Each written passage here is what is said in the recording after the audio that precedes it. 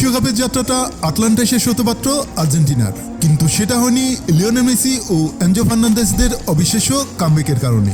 ৭৮ minute পর্যন্ত ২-০ গোলে পিছিয়ে থাকা আলবিসেলেস্তারাই শেষ পর্যন্ত হাসি মুখে মাঠ ছেড়েছেন। ৩-২ গোলের নাটকীয় জয়ে তাই কোয়ার্টার ফাইনাল নিশ্চিত করেছে আর্জেন্টিনা। বিশ্বকাপ ট্রফি ধরে রাখার মিশনে এবার তাদের প্রতিপক্ষ সুইজারল্যান্ড, যারা ৭২ বছর পর প্রথমবারের মতো শেষ আটে সুযোগ পেয়েছে। কলম্বিয়ার বিপক্ষে রুদ্ধশ্বাস জয় পেয়েছে তারা। নির্ধারিত ও অতিরিক্ত সময়ে কোনো দল গোল করতে না পারলে ম্যাচ টাইব্রেকারে গড়ায়। ভাগ্যের খেলায় ৪-৩ ব্যবধানে বাজিমাত করে সুইসরা। তবে সবসময় ভাগ্য জোরে জয় মিলে না। শেষ আটে যদি আবার প্রতিপক্ষ আর্জেন্টিনা হয় তাহলে জয়টা আরও কঠিন, কেননা ৩ বারের বিশ্বকাপ জয়ীদের কখনো হারাতে পারেনি তারা। এখন পর্যন্ত ৭ ম্যাচে ২ দলে সাক্ষাৎ হয়েছে, তাতে সুইসদের সাফল্য বলতে 2টো ড্র। বাকি ৫ ম্যাচেই পরাজয়ে তিক্ত স্বাদ পেয়েছে সুইজারল্যান্ড।